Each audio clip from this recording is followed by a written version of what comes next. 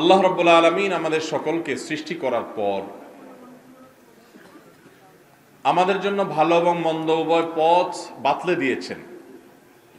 আল্লাহ বলেছেন ওয়াহাদাইনাহুন নাজদাইন, মানুষকে আমি ভালো মন্দ, জান্নাত জাহান্নাম উভয় পথের বর্ণনা দিয়ে দিয়েছি, যে কোন পথে গেলে গন্তব্য কি হবে সেটা জানিয়ে দিয়েছি।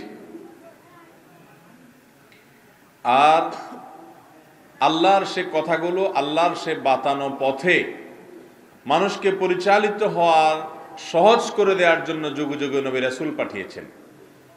আম্বিয়া এবং রসুল আলাইহিমুসসালাতু ওয়াসসালাম, নবী রাসূলগণের কাজ ছিল মানুষ যখনই জান্নাতের পথ থেকে সরে যায় তাকে স্মরণ করিয়ে দাওয়াত দিয়ে আবার জান্নাতের পথে তুলে দেওয়া।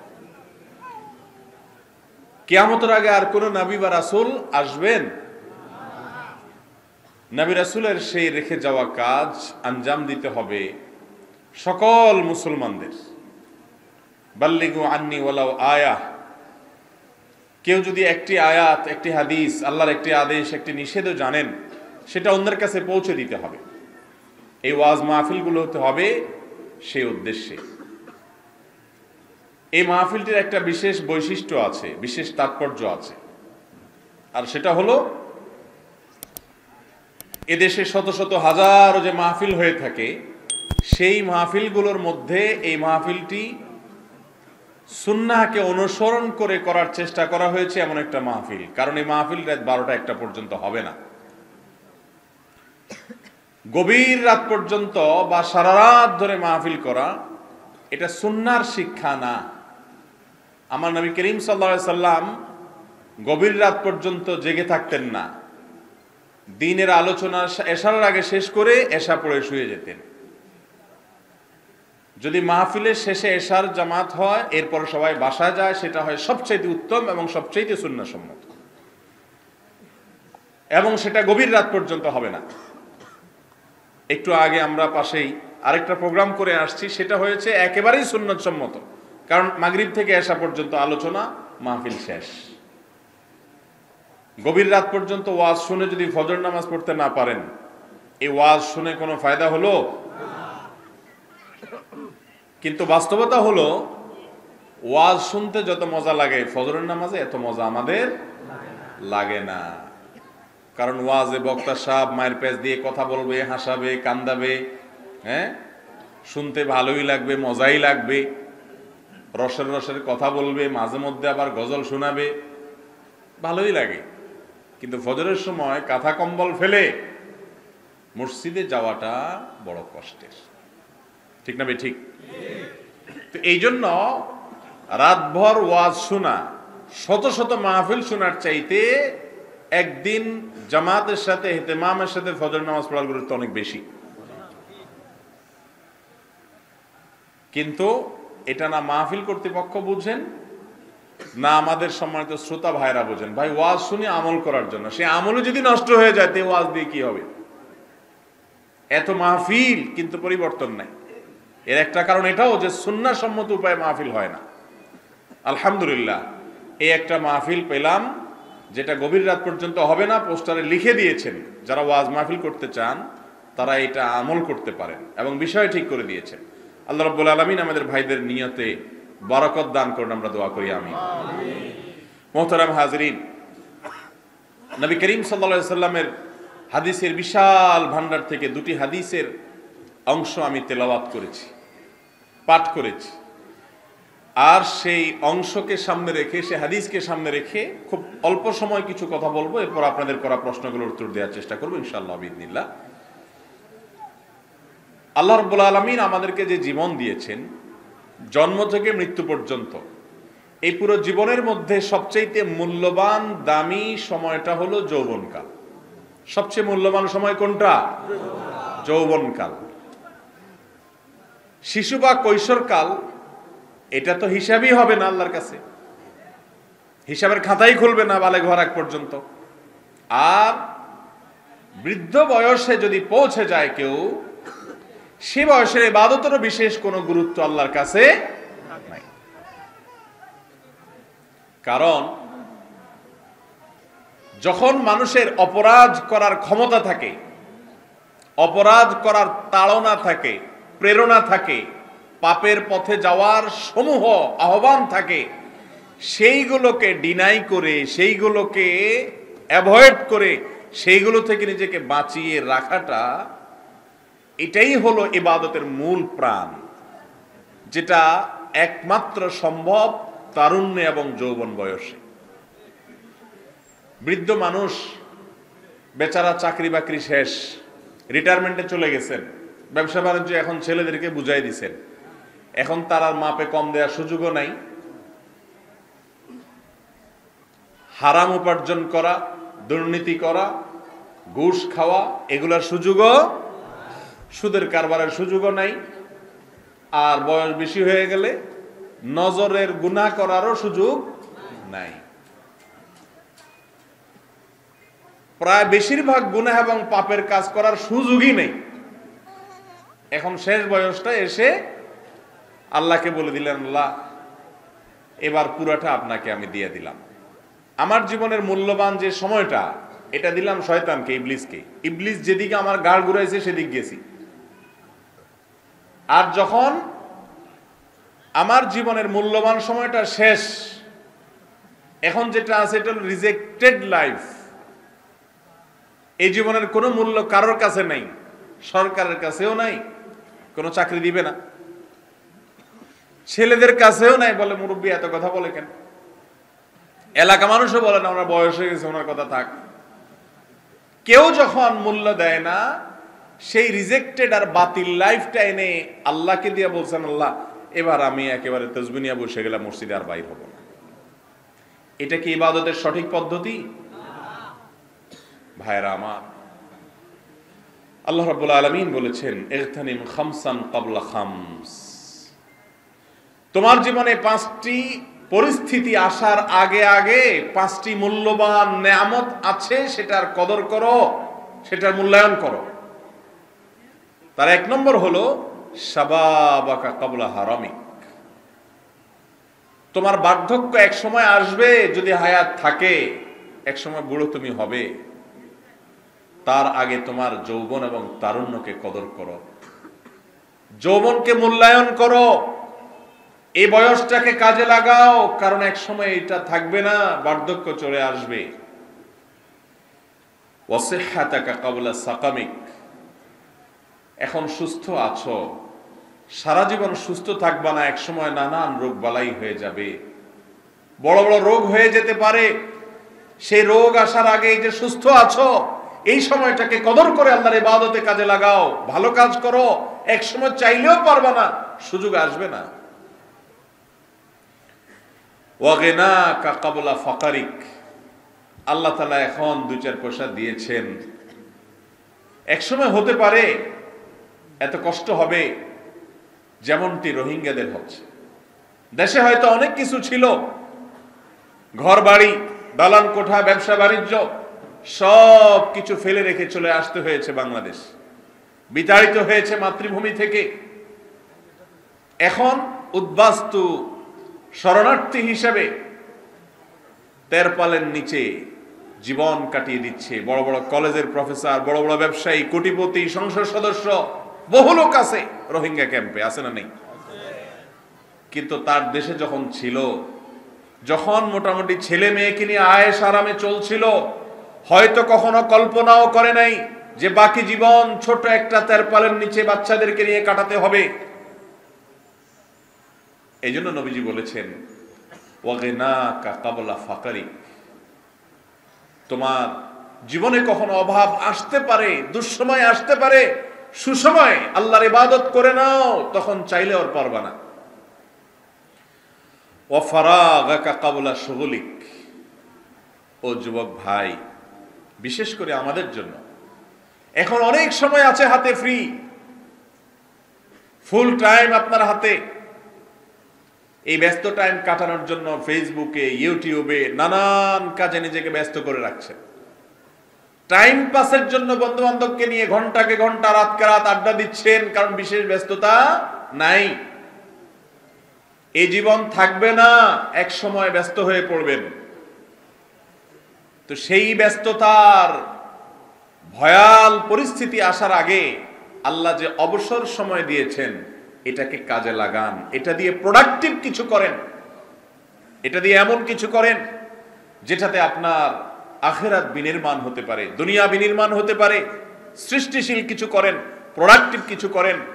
হেয়ালিপনা করে, দুষ্টমি করে, আড্ডাবাজি করে বন্ধুদের সাথে অহেতুক সময় নষ্ট করবেন না। নবীজি সাল্লাল্লাহু আলাইহি ওয়াসাল্লামের ওসিয়ত, ওয়া হায়াতাকা ক্বাবলা মাউতিক। এক সময় মালাকুল মউত এসে হাজির হয়ে বলবে, চলো তোমার সময় শেষ হয়ে গেছে। যে কোনো সময় আসতে পারে ভাই, তার আগে এখনো পর্যন্ত নাকের ডগা নিঃশ্বাস আছে, এখনো রবকে স্মরণ করে ইবাদত করেন, কারণ যে কোনো মুহূর্তে মালাকুল মউত আসবে। আর ইবাদত যদি বলেন যে 2 রাকাত নামাজ পড়ে নেই, সেই সুযোগও দেওয়া হবে না। এই হাদিসে আপনি দেখেন প্রথম যে বিষয়টা নবীজি বলেছেন সেটা হলো তোমার যৌবনকালকে বার্ধক্য আসার আগে মূল্য দাও। অন্য এক হাদিসে আসছে নবী করিম সাল্লাল্লাহু আলাইহি ওয়াসাল্লাম বলেছেন, লা তাজুলু কদমা আবদিন ইয়াউমাল কিয়ামাতি হাত্তা ইউসআলা আন আরবা। মানুষের 2 পা নাড়াতে সরাতে দেয়া হবে না। কিয়ামতের ময়দানে আল্লাহ বলবেন, এই পাও নাড়াবা না, এই জায়গা থেকে দাঁড়িয়ে থাকো। 4টি প্রশ্নের উত্তর দেয়া ছাড়া কেউ পা নাড়াতে পারবে না। তার মধ্যে একটা প্রশ্ন হলো, তোমার গোটা জীবনের অ্যাচিভমেন্ট কি, অর্জন কি? তোমাকে 60, 70, 80 বছর হায়াত দেয়া হয়েছে, এই জীবনে তুমি বিশেষ কি এমন কাজ করেছো? বলার মতো কিছু আছে কিনা যে আল্লাহ আমার জীবনে আমি 2-4টা মাদ্রাসা করেছি, নাম কাম চাই নাই, শুধু আপনার খুশি চাইছি, ইখলাস নিয়ে করছি, মানুষের কাছে গল্প দিয়ে বেড়াই নেই, জীবনে কখনো নামাজ ছাড়ি নাই, আল্লাহ মুখ হারাম হালাল বাঁচছি, হারামের পথে যাই নাই, অনেক বড় বড় হারামের অফার আসছে, ছাড়ছি, শুধু আপনাকে খুশি করার জন্য মানুষের কাছে গল্প দেই নেই। এইভাবে আল্লাহর কাছে পেশ করার মতো কিছু আছে কিনা 1 নম্বরে জিজ্ঞাসা হবে। আমাদের জীবনের অর্জন কি জিজ্ঞেস করলে, যদি এক বন্ধুর সাথে এক বন্ধুর অনেক বছর পরে 50-60 বছর বয়সে এসে দেখা হয়, 10-20 বছর পরে দেখা হলে বলে, দোস্ত কি অবস্থা, কিছু করতে পারছো নি? তো কি বলে? হ্যাঁ দোস্ত, আল্লাহর রহমতে থানা শহরে একটা জায়গা রাখছি, আল্লাহ দিলে একটা দোকান রাখছি, আল্লাহ রহমতে ছেলে একটারে বিদেশ পাঠাই দিছি। এ হলো জীবনের অর্জন, এ হলো জীবনের। কিয়ামতের ময়দানে আল্লাহ যখন জিজ্ঞাসা করবেন, বান্দা তোমার সারা জীবনে কি করছো এমন বলো তো, উল্লেখযোগ্য কি আছে? যদি বলেন আল্লাহ 10 কানি 20 বিঘা জমি কিনছি, ছেলে 2টারে কানাডা পাঠাইছি, একটারে আমেরিকা পাঠাইছি, একটারে আর্মিতে চান্স পাওয়াইছি, আরেকটারে বহুত কষ্টে পুলিশের একটা চাকরি জোগাই দিছি, এরকম হিসাব নিকাশ যখন দিবেন, মুগুর কি নিচে পড়বে না সব উপরে পড়বে? বলেন। আল্লাহ বলবেন যে এই জন্য তোরে পাঠাইছিলাম দুনিয়াতে, এইটা হোক বা না হোক সেটা তো আমাকে শোনার দরকার নেই, আমল কি নিয়ে আসছো সেটা বলো। ঠিক না? ঠিক। যুবকদেরকে বিশেষভাবে আল্লাহ প্রশ্ন করবেন, ওয়াশাবাবাকা ক্বাবলা হারামিক, তোমার বার্ধক্য আসার আগে না, তোমার যৌবনে তুমি কি করেছো? ওয়ান শাবাবিহি ফিমা আবলাহ, যৌবনকাল ব্যয় করে তুমি অর্জন কি করেছো বলো। যুবক ভাইয়েরা, যৌবনকাল চলে যাওয়ার পর যৌবনকালের অর্জন কি এটা বলতে পারার মতো যুবক কয়জন আছে বলে? আমাদের দেশে বেশিরভাগ যুবকদের অবস্থা হলো এই যে আমরা মনে করি আরে এটা তো ইবাদতের বয়স না, এটা তো কিসের বয়স না। যুবকরা শুধু মনে করে না, বুড়ারাও মনে করে, মুরব্বীরাও মনে করে না এত সকাল দায় রাখার দরকার কি, এখনো কি ইবাদতের বয়স হয়েছে? ইবাদতের বয়স হলো কোনটা? বুড়া হওয়ার পর। আমাদের সমাজে ইবাদতের বয়স কোনটা? বুড়া হওয়ার পর। আরে বাবা, মুরগি যেটা বয়স কম থাকে, মোরগ বা মুরগি, এটার দাম কম থাকে না বেশি থাকে? বেশি। ডিম পাড়া মুরগি ডিম পাড়তে পাড়তে পাড়তে পাড়তে ওরা ডিম পাড়ার ক্ষমতা নাই, শেষ। এবার ওটা কেজি কত বিক্রি হয় জানেননি? নামকেও আস্তে একটা মূল্যে বিক্রি হয়, ঠিক না? বুড়া হয়ে গেছে। যে জীবনটা আপনার মূল্যবান সেটা দিলেন কলেজ রে, ইউনিভার্সিটিকে, মাদ্রাসাকে, চাকরিকে, দোকানকে, বিদেশকে, ছেলে মেয়েকে, বউ বাচ্চাকে, বাপ মাকে, সবাইকে। এরপরে যে জীবনটা আপনার বাতিল জীবন, কেউ নিবে না, ওইটা নিয়ে আল্লাহকে বলতেছেন আল্লাহ এবার আপনি নেন।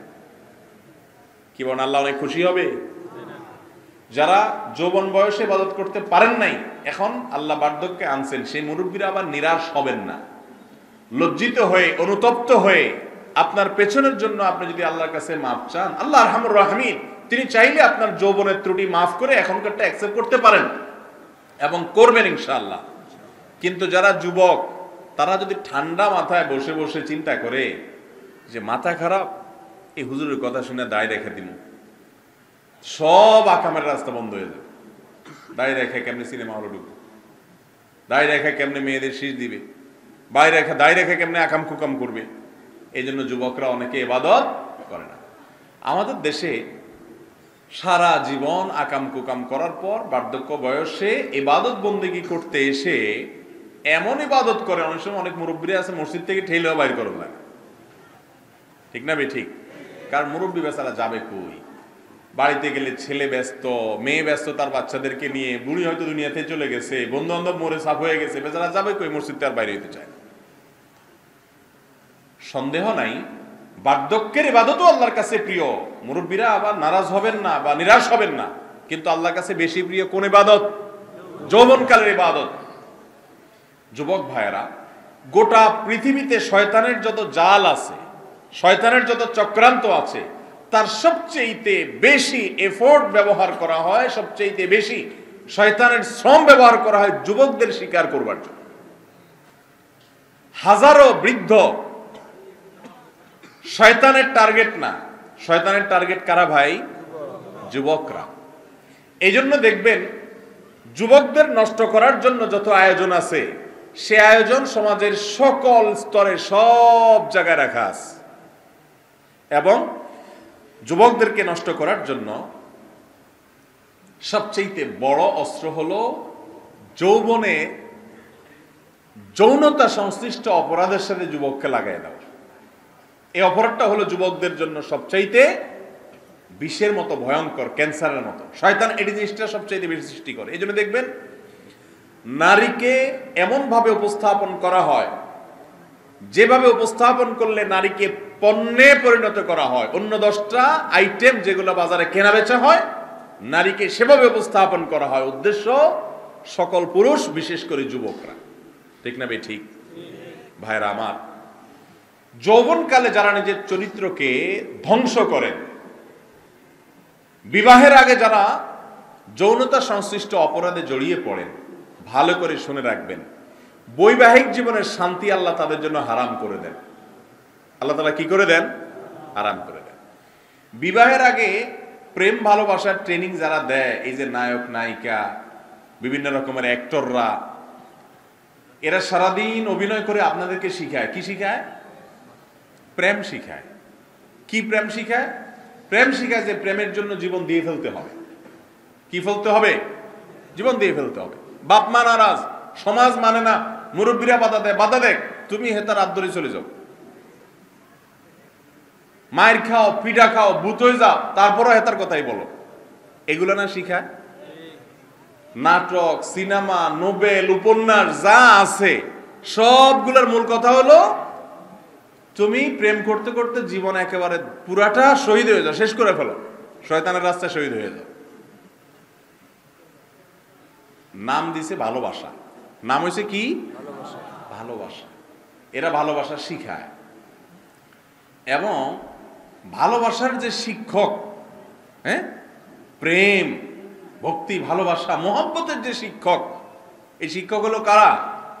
এই নায়ক নায়িকা, উপন্যাসিক, যারা এসব উপন্যাস লেখে, ওনারা যুবকদেরকে প্রেম শিখায়, প্রেমের ট্রেনিং দেয়।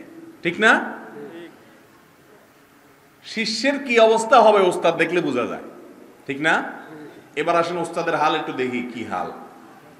এই যত নায়ক নায়িকা আছে, যত অভিনেতা আছে, তাদের প্রতি সম্মান রেখেই বলছি, বড় অংশ, সবার কথা না, বেশিরভাগদের অবস্থা হলো কয়দিন পর পরই পত্রিকা দেখা যায় যে বিয়ে করছে।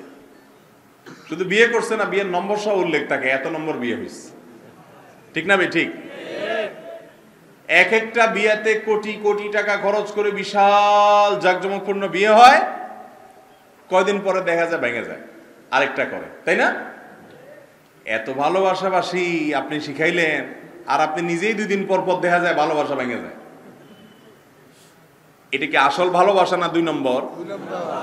এটা টোকা দিয়ে বলে গেল জিনিসটা 2 নম্বর। এই ভালোবাসা কয় নম্বর ভালোবাসা? 2 নম্বর ভালোবাসা।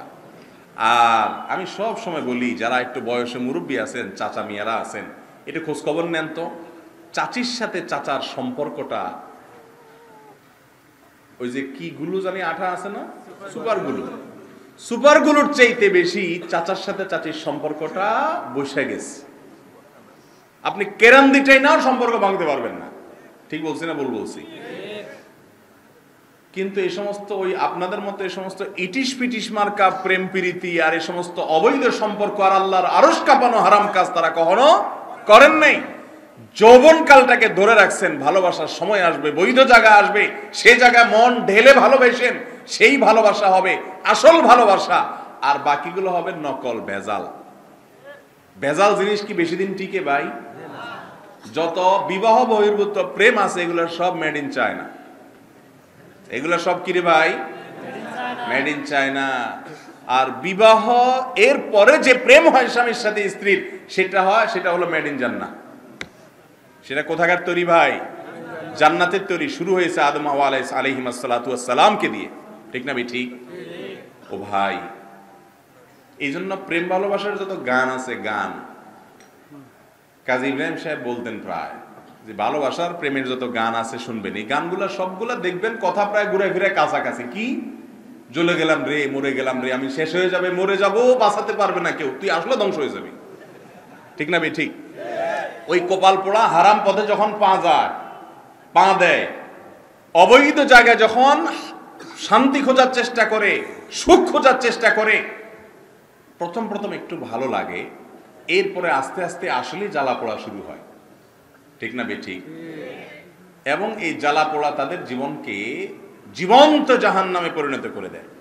এই যে এখন সমাজে দাম্পত্য কলহ বাড়ছে, ঘরে ঘরে অশান্তি, স্বামীর সাথে স্ত্রীর বনিবনা নাই। ঠিক না ভাই? ঠিক। বাইরে আইসা খুব ভদ্র সাজেন, ফিটফাট সাজেন, বাসায় কলার ধরে বউ আর বোর সায়ের আসল ধরে আপনি টানাটানি, মারামারি, কামড়ি করে বাইরে আসেন, ভদ্রলোক সাজেন, ভিতরে কিন্তু যুদ্ধ চলে। ঠিক না ভাই? ঠিক। কারণ একটাই, কেউই পিওর না, সব ভেজাল, নকল জিনিস হচ্ছে মেড ইন চায়না, টিকে না, কাজ দেয় না। বুঝেন নাই কথা? স্বামীরও চরিত্রের ঠিক নাই হয়তো, আল্লাহ মাফ করুক, স্ত্রীর হয়তো চরিত্রের ঠিক নাই। ফেসবুকে ইটিশ পিটিশ সবাই যার যার জায়গা মতো হয়তো করছে, সবার কথা বলছি না, যারা আল্লাহর নাফরমানিতে আছে তাদের কথা। ভাইরা আমার, তো প্রেমের গানগুলা সবগুলা এরকম কেন? যে জ্বলে গেলাম রে, পুড়ে গেলাম রে, মরে যাব, শেষ হয়ে যাব, বাঁচাতে পারবে না কেউ, আমি জীবন দিয়ে দিলাম, আমি শেষ হয়ে গেলাম, আমার বুক শেষ, ফাইটা যায়, ওই যে কি বলে, ফাইটা যায়, আউযুবিল্লাহি মিনাশ শাইতানির রাজিম, ফাইটা যায়, আসলে ফাইটা যায়, ওর বুক তো শান্তি নাই তো। আর যেই লোক, যে যুবক নিজের যৌবনকালকে ধরে রেখেছে সময়ের জন্য, যে বিবাহটা ইনশাআল্লাহ একদিন হবে, আল্লাহ চাহেন তো, আমার জোড়া তো আল্লাহ রাখছে, অপেক্ষা করি, সকল ভালোবাসা উজাড় করে দিব সেই স্ত্রীকে। যদি একজন সতী জীবন সঙ্গিনী কষ্টে মষ্টে পাওয়া যায়, সে জীবন সঙ্গিনী যে ভালোবাসা দিবে, আপনি যে ভালোবাসা তাকে দিবেন, এটা হলো মেড ইন জান্নাহ, একেবারে পিওর ভালোবাসা। হাতে গোনা 2-4টা ব্যতিক্রম ঘটনা ঘটতে পারে, বেশিরভাগ ক্ষেত্রে এই ভালোবাসার মধ্যে আল্লাহ তাআলা এমন সুখ দিবেন, এমন সম্প্রীতি দিবেন, যে সুপারগুলোর মতো ভালোবাসা লাগবে, এটাকে টাইনাও ছুটানো যাবে না। মুরব্বীদেরকে জিজ্ঞেস করেন তো, আপনাদের মতো যৌবনকালে, জোয়ান বয়সে কয়টা ইটিশ পিটিশ করছে? বেশিরভাগ মুরব্বীদের দেখবেন একটাও নাই। ওই বাপ চাচার দিকে তাকায় রয়েছে, বিয়ে দিছে সময় মতো, তারপরে ভালো যা বাসার বাড়ছে, পিওরটা বাড়ছে, এই জন্য সম্পর্ক ভালো হয়েছে। যারা যৌবনকালে হারাম সম্পর্ক করে চরিত্রকে নষ্ট করে ফেলবেন, যুবক ভাইয়েরা ভালো করে শুনে রাখেন, দাম্পত্য জীবনে, বিয়ের পরের জীবনে সুখ শান্তিকে আল্লাহ তাআলা হারাম করে দিবেন, নিশ্চিত জেনে রাখেন। কারণ এই যৌবনের যে নেয়ামত, এটাকে আপনি নষ্ট করেছেন। এটা দিয়ে আপনি সুখ আর পেতে পারেন না, ইল্লা মান রাহিমা রাব্বি, আল্লাহ কারো প্রতি রহম করলে ভিন্ন কথা, বিচ্ছিন্ন বিষয়। আজ গোটা দেশে যুবকদের মধ্যে এই হারাম কাজটা এত বড় ব্যাধিতে পরিণত হয়েছে যে যুবকরা সব পারলেও এটা থেকে বাঁচতে পারছে না। গোটা সমাজের সমস্ত সিস্টেম, সকল ইনস্ট্রুমেন্ট ব্যবহার হচ্ছে যুবকদের বিপদগামী করবার জন্য, হারাম পথে নেয়ার জন্য। এবং এগুলোর ফলে যত মা বাবার অবাধ্যতা, অসামাজিক কার্যকলাপ, সমাজে অশান্তি, মাদকের দিকে হাত পা বাড়ানো, খুন খারাপি, আত্মহত্যা, ডজন ডজন সামাজিক এবং ব্যক্তিগত পারিবারিক অশান্তি, কলহ, অপরাধ, পাপ হয়ে থাকে শুধুমাত্র বিপদের এই পথে, হারামের এই পথে যখন যুবকরা যায়, অর্থাৎ চরিত্র যখন নষ্ট করে ফেলে। শুনে রাখেন, এই যৌবনকাল চিরকাল থাকবে না ভাই। আমি প্রায় সময় মুরব্বীদের সাথে বসে কথা বলি, ঈমান বাড়ে, ফিরে আসতে পারতো, আল্লাহর ইবাদত করতে পারতো। অনেক যুবক আছে নামাজের জন্য আসতে বললে বলে যে ভাই আসতেছি, যান, আসলে আসবে না।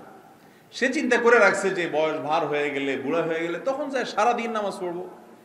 আপনি সারাটা মূল্যবান জীবন দিয়ে দিলেন শয়তানের কাজে, আর রিজেক্টেড লাইফটা আল্লাহকে নিবেদন করার পরিকল্পনা করে রাখছেন। কিভাবে আপনি আশা করেন এটা দিয়ে আল্লাহর জান্নাত পাবেন? হ্যাঁ, যৌবনকালে বুঝেন নাই, বুড়া বয়সে আল্লাহ হেদায়েত দিছে, এখন এসে আপনি আল্লাহর পথে আসছেন, আল্লাহ দিতে পারে, কিন্তু আপনি ঠান্ডা মাথায় অপেক্ষা করতেছেন, আরে এ বয়সে ভালো গেলে কেমনে চলবে? ভাইরা আমার, এই হারাম সম্পর্ক বা মেয়েদের সাথে যে সংশ্লিষ্টতা, এই সাথে সম্পর্ক নাই, এই গুনাহ থেকে মুক্ত এমন যুবক এখন সোনার হরিণ হয়ে গেছে। ঠিক না বেঠিক? এই মজলিসের তো শত শত যুবক আছেন, আল্লাহ ভালো জানেন। বাকি আমার ধারণা, আমার এই সমাজের যুবকদের মধ্যে কাজ করে আমার অভিজ্ঞতা বলতেছে, বড় অংশের একটা যুবক আছেন এখানেও যে কোনো না কোনো মেয়ের সাথে হারাম সম্পর্ক আছে। ভাইরা আমার, এই গুনাহগুলোর সমস্যা কি জানেন? সিজদায় যাবেন, চোখের সামনে ভেসে আসবে ফেসবুকে কি চ্যাট করছেন সেটা। ঠিক না বেঠিক? দোয়া করতে হাত তুলবেন, স্মরণে আসবে গুনাহের সে দৃশ্য। আর এই কারণে আপনার আমার প্রাণের নবী সাল্লাল্লাহু আলাইহি ওয়াসাল্লাম বলে গেছেন, আমি তোমাদের জন্য, হে উম্মত, কিয়ামত পর্যন্ত যারা আসছো শুনে রাখো, তোমাদের জন্য মেয়ে মানুষের চাইতে বড় বেশি ফিতনার জিনিস দুনিয়াতে আমি আর রেখে যাচ্ছি না। এটা সবচেয়ে বড় ফিতনার বিষয়। এখানে মেয়েদের কোনো দোষ নাই। আল্লাহ তাআলা তাদেরকে এমন ভাবে সৃষ্টি করেছেন, তাদেরকে দিয়ে পুরুষের ঈমানের পরীক্ষা আল্লাহ তাআলা নিতে চান, আর এই পরীক্ষায় বেশিরভাগ পুরুষ ধরা পড়ে এবং হারে যায়। যৌবনকাল তো আল্লাহ দিয়েছেন, এটা ধরে রাখেন, সময় মতো যত ভালোবাসা আসি সব ভালোবাসাবাসি করতে পারবেন, প্রেম প্রকাশ করতে পারবেন, জায়গা মতো, অজায়গা মতো করবেন না। আল্লাহ তাআলা আমাদের যুবক ভাইদেরকে হারাম রিলেশন থেকে বেঁচে থাকার তৌফিক দান করুন। হারাম সম্পর্ক যারা বিভিন্ন মেয়েদের সাথে করেন, তাদের এই পথ থেকে বের হয়ে আসাটা অনেক কঠিন হয়, অনেক কঠিন হয়। স্কুল কলেজ তো বটেই, মাদ্রাসার ছাত্ররাও অনেকেই এই রোগে আক্রান্ত। আর এখন ফেসবুক, ইউটিউব এসে এমন সিস্টেম করছে, ধরাও পড়ে না। ইয়া বড় ফেরেশতা হয়তো নামাজ কালামও পড়ে, কিন্তু ইনবক্সে ইটিস পিটিস করে। ঠিক না বেঠিক? ভাইরা আমার, শয়তানের এই অস্ত্রটা দ্বারায় আপনি জবে হয়ে যাচ্ছেন, কিন্তু আপনি টেরও পাচ্ছেন। এই অবৈধ সম্পর্কের কারণে যুবকরা যতটা মা বাবার অবাধ্য হয়, যতটা মাদকের দিকে যায়, যতটা খুন খারাপি হয়, যতটা আত্মহত্যা হয়, যতটা অসামাজিক কার্যকলাপ হয়, এর সিকিভাগও অন্য কোনো গুনাহ দ্বারায় হয় না। এই জন্য এইটার রাস্তাটা যদি বন্ধ করা যায়, দেখবেন সব অপকর্মের রাস্তা বন্ধ হয়ে গেছে। চেষ্টা করবেন তো ইনশাআল্লাহ? নবী করিম সাল্লাল্লাহু আলাইহি ওয়াসাল্লাম বলেছেন, মাইয়াদমান লি মা বাইনা লিহিয়াইহি ওয়া মা বাইনা রিজলাইহি আদমান লাহুল জান্নাহ। যে ব্যক্তি তার দুই চোয়ালের মাঝখানের অঙ্গ অর্থাৎ মুখ আর দুই পায়ের মধ্যবর্তী অঙ্গ অর্থাৎ লজ্জাস্থান, এই দুটি অঙ্গের দায়িত্ব নিবে, অর্থাৎ এগুলোকে আল্লাহর হারাম কাজে ব্যবহার করবে না, এই কন্ট্রোল করার জিম্মাদারি এবং দায়িত্ব যে নিবে, আদমান লাহুল জান্নাহ, তার জন্য আমি জান্নাতের দায়িত্ব নিব। স্বয়ং নবী করিম সাল্লাল্লাহু আলাইহি সাল্লাম বলেছেন।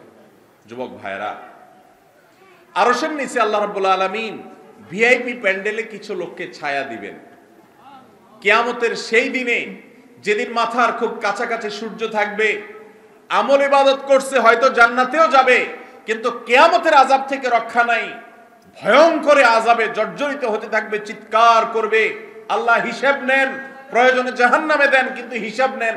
এই দুর্বিষহ পরিস্থিতি, মাথার খুব কাছাকাছি সূর্য থাকবে, টকবক করে ফুটন্ত পানির মতো ফুটতে থাকবে, পাগলের মতো ছটফট থাকবে।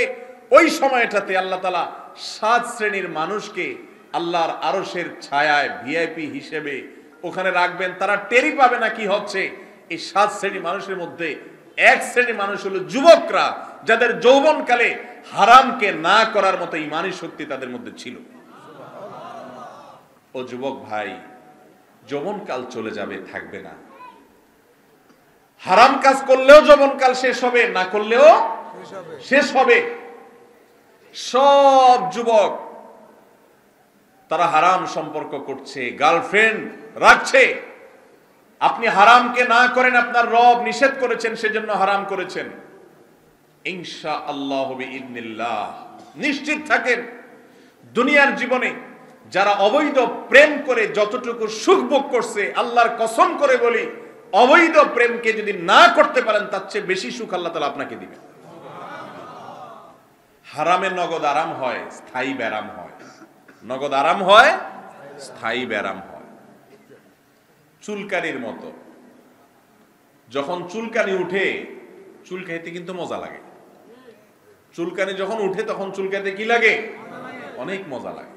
চুলকায় শেষ করার পর জ্বলা শুরু হয়, ঠিক না? ও যুবক, যৌবনের তাড়না যখন আপনাকে তাড়াতে থাকে, যৌবনের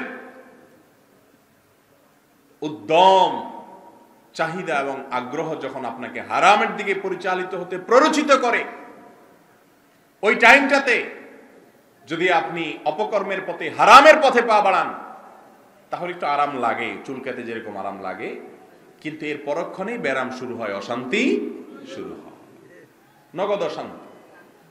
একটা মেয়ে দেখলেন ফেসবুকে, সুন্দর, কিছু সময় তাকায় থাকলেন, হঠাৎ করে চলে গেল। অথবা রাস্তায় একটা মেয়ে দেখলেন খুব সুন্দর, চুরি করে করে তাকায় থাকলেন, দেখে মজা নিলেন, হঠাৎ করে সিএনজি দুটে চলে গেল। এবার আপনার মধ্যে অস্থিরতা কাজ হবে, শুরু হবে, কি দেখলাম, হায় হায়, কই চলে গেল, ঠিক না? ঠিক দেখা শান্তি পাইছেন হয়তো 10 সেকেন্ড 20 সেকেন্ড, এবার সারাদিন অস্থির, ওই যে জ্বলে গেল রে, পুড়ে গেল রে, কারণ হারামে তো আরাম নাই, আল্লাহ তাআলা গজব শুরু করে দিচ্ছে। আর বিয়ের পরে বউর হাতে মায়ের ওটা তো আছেই, কারণ যৌবনকাল নষ্ট করছেন, দাম্পত্য শান্তিতে হবে না, সারাদিন ঝগড়া হবে। আর চোখের এরিয়াতে কোনো পরনারী আসছে, চোখকে সরায় নিছেন, আল্লাহকে ভয় করে নিয়ন্ত্রণ করছেন, একটু কষ্ট হবে। ওই যে চুলকানির পর যদি না চুলকাইয়া হালকা একটু ডোলে টোলে কোন রকম চুলকানির যে চাহিদা আছে এটা দমায় রাখতে পারেন, তাহলে ওই চুলকানির শান্তিটা হয়তো পাবেন না, ঠিক আছে, কিন্তু স্থায়ীভাবে জ্বলার যে ব্যাপার সেটা কিন্তু হবে। একবার যদি চোখকে হেফাজত করতে পারেন, পরে দেখবেন যে আরাম, বরং ঈমানি স্বাদ অনুভব হবে। ভাই, কিছুদিন একটু প্র্যাকটিস করে দেখেন, যখন চোখের গুনাহ থেকে বাঁচাতে পারবেন, সাথে সাথে ঈমান অন্তরের ভিতরে জাগ্রত হবে। বিভিন্ন হাদিস থেকে বোঝা যায় যে ঈমানের স্বাদ অনুভব করা যায় অন্তরের সাথে সাথে। ভালো লাগবে যে আল্লাহর হুকুম থেকে, আল্লাহর নিষেধ থেকে বাঁচার জন্য আমি একটু চেষ্টা করছি এবং বাঁচতে পেরেছি, আল্লাহর একটা হারাম থেকে আমি সরে আসতে পারছি, ভালো লাগা কাজ করবে। এটাকে বলে ঈমানি স্বাদ। আল্লাহ তাআলা আমাদের সবাইকে আস্বাদন করার তৌফিক দান করুন। হারাম সম্পর্কগুলোকে না বলবো তো ইনশাআল্লাহ। আল্লাহ তাআলা আমাদের সবাইকে সেরকম ঈমানি শক্তি দান করুন। যুবক ভাইরা আমার, এই একটা জায়গা যদি আপনি ঠিক করতে পারেন, বাকি সব জায়গা দেখবেন সহজ হয়ে গেছে, সব জায়গায় সহজ হয়ে গেছে। আর এর পাশাপাশি কোরআন পাঠ করতে হবে। যুবকরা, কোরআন যত বেশি পাঠ করবেন, যত বেশি পড়বেন, অর্থ সহকারে বুঝে, আমি শুধু তেলাওয়াতের কথা বলছি না, কোরআন যত বেশি বুঝে পাঠ করবেন, তত বেশি দেখবেন জীবনের অভূতপূর্ব পরিবর্তন হয়ে গেছে। আর হক্কানি উলামা একরামের সোহবত এবং সাহচর্যে থাকবেন যত সম্ভব। স্রোতের বিপরীতে চলা শিখবেন। সব যুবকরা যে কাজ করে আপনি ওটা করবেন না, আপনি বিপরীতে চলার চেষ্টা করবেন। আর ওলামা একরামের অনুসরণ করবেন। অনেক যুবকরা দিনের পথে আসার পর নিজেরা এত পণ্ডিত, এত বুঝে যে আলেমদের চাইতে 1 ইঞ্চি বেশি বুঝে। আছে না নাই? এমন বোঝা বুঝে, এমন এমন মাসালা দেয় যে সারা দেশের কোনো আলেমরা আর কিছু বোঝে না, উনিই সবচেয়ে বড় আলেম। 2-4টা হাদিস পড়ে, 2-4টা কোরআন আয়াত পড়ে এমন এমন পণ্ডিত হয়েছে, উনি নিজেই এখন ফতোয়া দেয়। আবার আলেমদেরকে শিখায় দেয়, এটা করেন না কেন, ওইটা বলেন না কেন। আছে না নাই? এই অতি পণ্ডিতি করা যুবকরাও কিন্তু একসময় পথভ্রষ্ট হয়ে যায়। এই জন্য হক্কানি উলামা একরাম কোরআন হাদিসের উপরে যারা চলেন এবং পরিচালিত হতে বলেন, সেই সুন্নাহপন্থী উলামা একরামের অনুকরণ করবেন, তাদের গাইডলাইন নিয়ে চলবেন, অতিরিক্ত পণ্ডিতি করবেন না। আল্লাহ রাব্বুল আলামিন আমাদের যুবকদের যৌবনকে কোরআন এবং হাদিসের দ্বারা আলোকিত করার তৌফিক দান করুন। এবং যারা যৌবনকাল পার করে আসছেন, তাদের দায়িত্ব এখন নিজেদের অধীনস্থ যুবকদেরকে কোরআনের পথে, হাদিসের পথে, রাসূলের পথে পরিচালিত হতে সহায়তা করা। করবো তো ইনশাআল্লাহ সবাই। আল্লাহ তাআলা আমাদের সবাইকে তৌফিক দান করুন। হাদা ওয়া সাল্লি ওয়া সাল্লিমু আলা নবিয়িনা মুহাম্মদ ওয়া জাযাকুমুল্লাহু খায়রা।